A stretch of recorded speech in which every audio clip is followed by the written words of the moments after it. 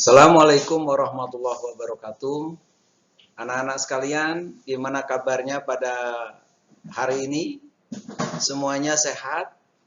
Semoga kita berada dalam keadaan sehat walafiat. Karena dengan kesehatan, kita akan bisa beraktivitas dengan sebaik-baiknya.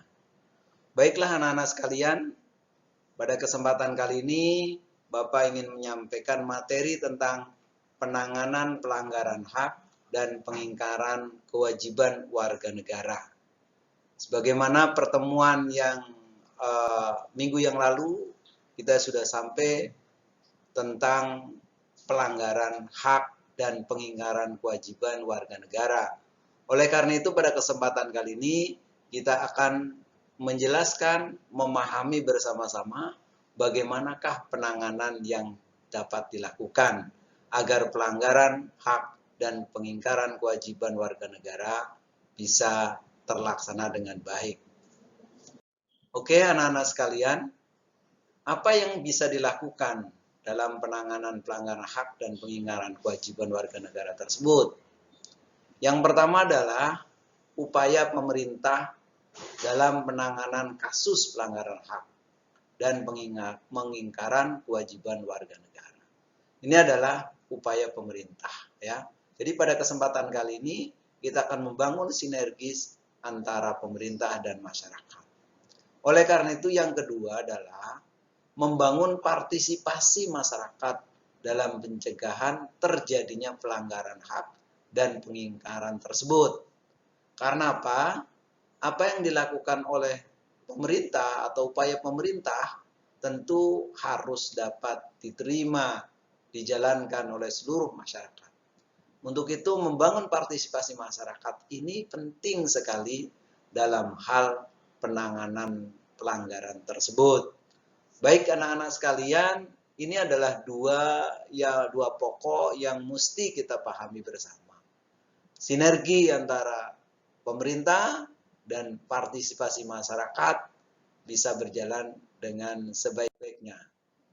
Nah, anak-anak sekalian, upaya pemerintah dalam penanganan kasus pelanggaran hak dan pengingkaran kewajiban warga negara, yang pertama adalah supremasi hukum dan demokrasi harus ditegakkan.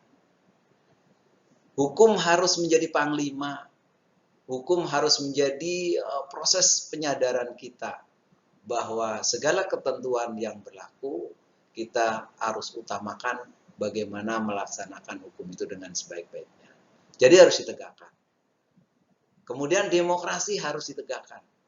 Karena antara demokrasi dan hukum itu saling kait-mengkait. Oke anak-anak sekalian. Oleh karena itu, berikutnya adalah usaha yang dilakukan oleh pemerintah adalah mengoptimalkan peran lembaga tinggi negara yang berwenang dalam menegakkan dan kewajiban menegakkan hak dan kewajiban warga negara. Jadi di sini jelas bahwa lembaga tinggi negara yang berwenang tadi harus dioptimalkan perannya, ya, seperti MA, ya Mahkamah Agung, dan peradilan di bawahnya, ya, BPK, ya Mahkamah Konstitusi, nah, itu juga harus dioptimalkan peranannya. Kemudian juga lembaga lainnya, ya. Jadi di samping lembaga tinggi negara, ini juga ada lembaga lainnya yang punya hak, punya kewenangan yang sama, punya peran yang sama di dalam usaha penanganan kasus pelanggaran hak dan pengingkaran kewajiban. Yang pertama adalah KPK. Jadi KPK ini juga harus dioptimalkan, ya. Jangan ada yang mendiberi atau mengabaikan bahwa KPK itu penting sekali dalam usaha pemberantasan korupsi. Yang berikutnya adalah Komnas HAM. Instrumen-instrumen yang ada dalam Komnas HAM harus dijadikan landasan bagaimana kita bisa mempergunakannya dengan baik sehingga tidak terjadi pelanggaran hak, ya. Kemudian KPAI, ya. Jadi tentang KPAI ini juga penting ya dilakukan. Ini lembaga lain yang berperan di dalam supaya jadi kita melaksanakan penanganan kasus pelanggaran HAM. Berikutnya adalah Komnas Perempuan. Nah, ini yang mesti kita ketahui bersama bagaimana peranan KPK, Komnas HAM, KPAI, dan Komnas Perempuan. Oke ya, jadi anak-anak sekalian, yang berikutnya adalah meningkatkan kualitas pelayanan publik untuk mencegah terjadinya berbagai bentuk pelanggaran hak dan pengingkaran kewajiban warga negara oleh pemerintah. Jadi, pelayanan publik dari pemerintahan pusat sampai pemerintahan daerah, atau sebaliknya dari pemerintahan yang terkecil di kelurahan, naik ke sedikit kecamatan, kabupaten dan kota, provinsi, bahkan pemerintahan pusat, harus kualitas pelayanannya ditingkatkan. Jangan sampai ada masyarakat yang kecewa karena tidak bisa memenuhi harapannya di dalam pelayanan publik. Nah ini jadi ada sinergi antara pemerintah pusat sampai ke pemerintah daerah. Ini ditingkatkan. Oke, kemudian meningkatkan pengawasan dari masyarakat. Ya, jadi ada LSM, itu penting. Tentu LSM yang bisa secara pekerjaannya betul-betul membantu masyarakat di dalam pengawasan kebijakan. Kemudian juga lembaga-lembaga politik terhadap setiap upaya penegakan hak dan kewajiban warga negara. Di lembaga-lembaga politik juga bisa melakukan pengawasan ya terhadap setiap upaya penegakan hak dan kewajiban warga negara. Dari masyarakat, dari lembaga politik. Nah, ini yang mesti kita perhatikan bersama. Selanjutnya adalah meningkatkan penyebarluasan prinsip-prinsip kesadaran bernegara kepada masyarakat melalui lembaga pendidikan formal maupun non-formal. Ya, proses kesadaran bernegara ini diajarkan, ya, disampaikan dalam rangka penyebarluasan prinsip-prinsip tadi di lembaga pendidikan formal. Makanya dari TK, SD, SMP, SMA sampai ke perguruan tinggi diajarkan bagaimana pelajaran PPKN ya tentang kewarganegaraan supaya kita sadar betul bahwa kita adalah punya kesadaran bernegara. Peranannya sebagai warga negara itu apa? Tanggung jawabnya ya jangan sampai antara hak dan kewajiban tidak seiring dan tidak sejalan. Kita hanya menuntut haknya saja ya tidak menyimbangkan dengan kewajiban. Padahal melaksanakan kewajiban itu penting untuk mendapatkan hak. Oke ya, jadi tadi pendidikan formal maupun pendidikan non formal seperti kursus-kursus, pelatihan-pelatihan. Nah ini juga bagaimana menjadikan prinsip-prinsip kesadaran bernegara itu tumbuh di dalam setiap kita, setiap anggota masyarakat. Oke ya, jadi antara pendidikan formal dan non formal sinergi ya, sinergi dalam rangka mengatasi bagaimana proses kesadaran bernegara ini ada di antara kita semuanya. Itu ya. Jadi harus ditingkatkan nih ya penyebarluaskan prinsip-prinsip penyebarluasan prinsip-prinsip kesadaran bernegara tadi. Berikutnya adalah meningkatkan profesionalisme lembaga keamanan dan pertahanan negara. Itu ya, lembaga pertahanan negara, lembaga keamanan ya, seperti Polri ya, dan TNI.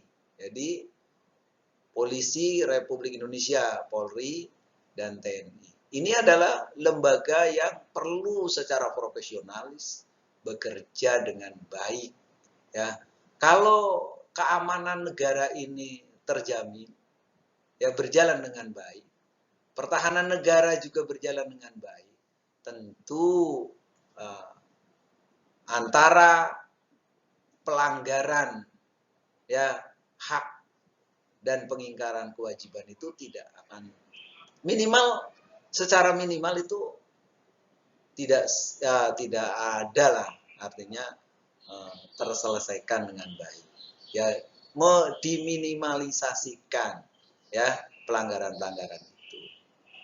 Oke, kemudian berikutnya adalah meningkatkan kerjasama yang harmonis antar kelompok atau golongan dalam masyarakat agar mampu saling memahami dan menghormati keyakinan dan pendapat masing-masing. Artinya di kelompok-kelompok di masyarakat itu ya atau golongan yang ada dalam masyarakat harus saling memahami dan menghormati ya. Jangan hal-hal yang kecil ya tidak menjadi harmonis. Ya, persoalan-persoalan kecil ya kalau bisa diminimalkan kembali sehingga tidak ada persoalan-persoalan di dalam masyarakat.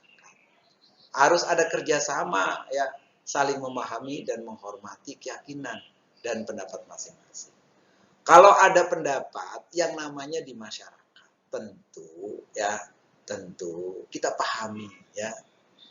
Keanekaragaman perbedaan itu adalah sunatullah. Artinya kita harus memahami secara benar sehingga tidak timbul masalah-masalah yang ada di masyarakat.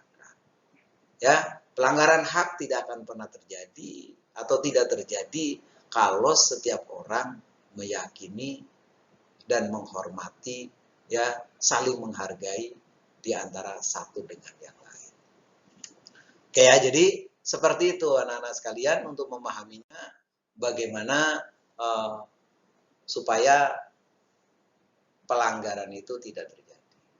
Oke anak-anak sekalian, berikutnya adalah bagaimana tindakan penanganan berbagai kasus yang dilakukan oleh pemerintah. Ini ya, seperti ini. Kepolisian melakukan penanganan terhadap kasus-kasus yang berkaitan dengan pelanggaran terhadap hak warga negara untuk mendapatkan rasa aman. Nih, seperti penangkapan pelaku tindak pidana umum dan tindak pidana terorisme.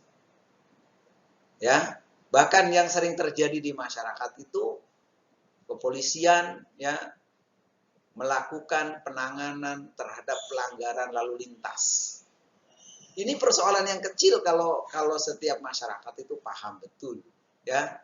Bagaimana tindakan itu dilakukan dan perlu dilakukan supaya tidak terjadi masalah-masalah ya yang ada di dalam masyarakat. Untuk itu anak-anak kalau kita paham ya, kalau kita paham bagaimana tugas kepolisian yang memang seperti itu, ya kalau memang pakai helm jangan karena takut karena ada polisi. Kita harus punya kesadaran ya. Jadi jangan sampai marka jalan yang harusnya tidak dilalui ya kan. Jadi harus patuh terhadap aturan yang ada. Itu ya. Yang berikutnya adalah TNI ya, Tentara Nasional Indonesia melakukan penanganan terhadap kasus-kasus ya, terhadap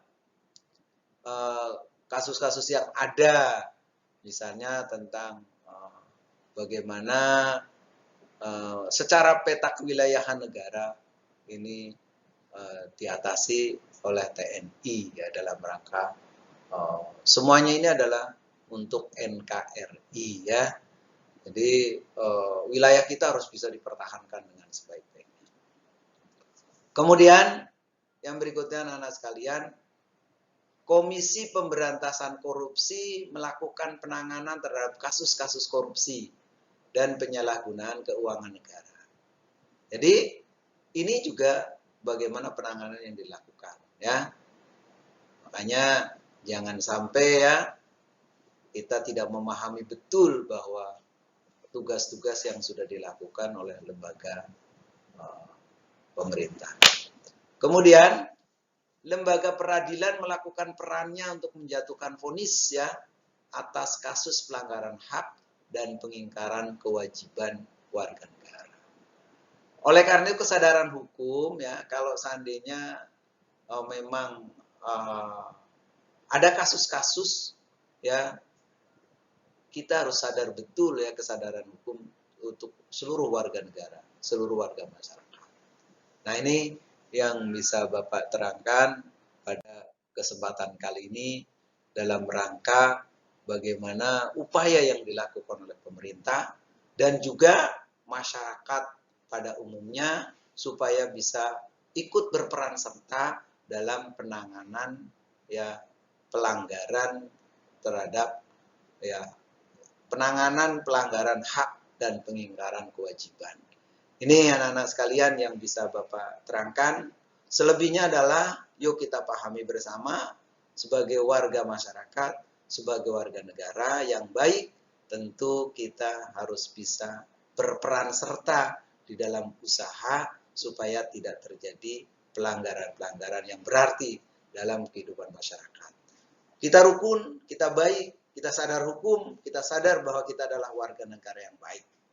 Inilah anak-anak sekalian yang bisa Bapak sampaikan, dan nanti pada pertemuan yang akan datang ya kita akan bisa tahu bagaimana proses-proses selanjutnya agar masyarakat secara sadar dan patuh terhadap tata tertib peraturan yang berlaku demi kebaikan kita bersama. Demikian ya, saya tutup pada pertemuan kali ini. Akhirnya, Assalamualaikum warahmatullahi wabarakatuh. Semangat dan tingkatkan kesadaran hidup berbangsa dan bernegara. Tingkatkan kesadaran hukum, satukan pendapat, ya, hormati orang lain, hargai orang lain, tentu kita akan menjadi kuat. Terima kasih. Assalamualaikum warahmatullahi wabarakatuh.